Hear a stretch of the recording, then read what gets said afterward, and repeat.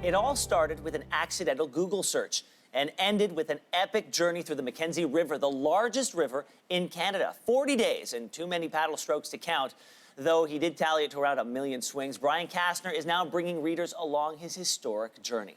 His book, Disappointment River, details his journey, retracing the 1,700-kilometer route taken by Alexander Mackenzie back in 1789. Brian joins us now in studio. Good morning.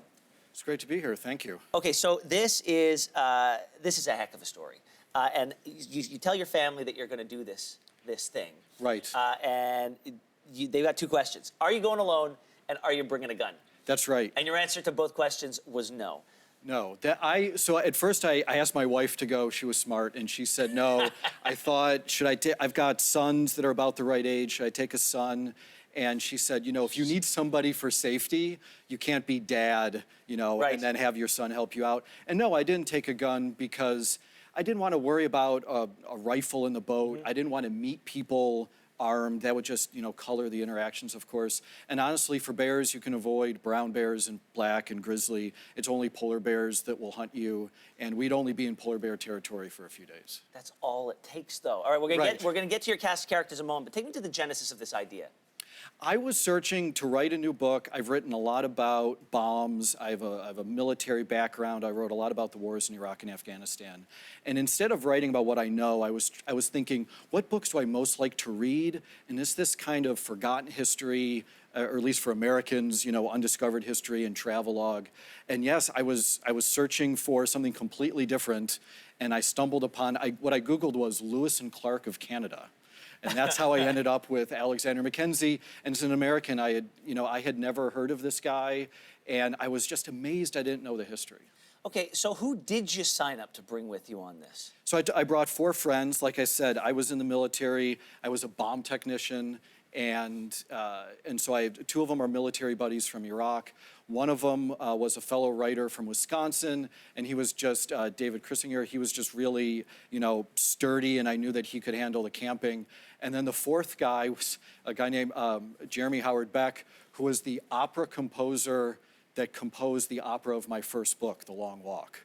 He was a New York kid. And from what I hear, he'd only spent one night in a tent his whole life? Yes, and didn't have a lot of those skills. The very first night, I said, grab the canoe, grab the tent and grab the sleeping bags. And he said, which are those? And I said, they're in the stuff sacks.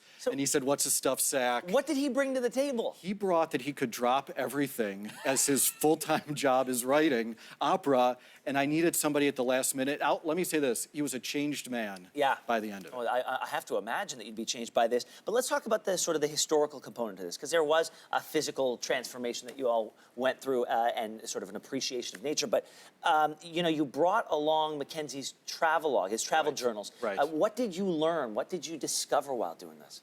I discovered that a lot of the history will say that, here was this guy Mackenzie, and he went and did this trip. But there were actually many more of them on the trip, of course. He's bringing 4 hired voyagers from Quebec. He's got a clerk with him who's actually a German mercenary that defected from the British Army.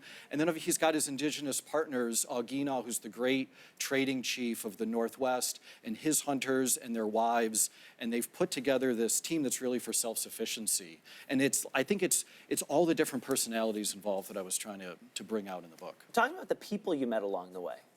Yeah, so I met some of the most wonderful, generous people in these little Dene and Gwich'in and Inuvialuit towns along the way.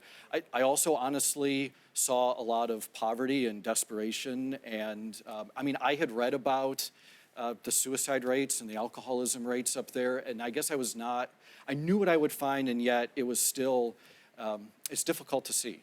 And lastly, very quickly, how big are the bugs up there? Oh, they're enormous. The bulldogs are as big as your thumb. When a fly is called a bulldog, right. you know you're going to see something new. Yes, and they're going to eat you and not just sting. Thank you so much for being here, and we're glad you came home in one piece. Thank you. It's great to be here.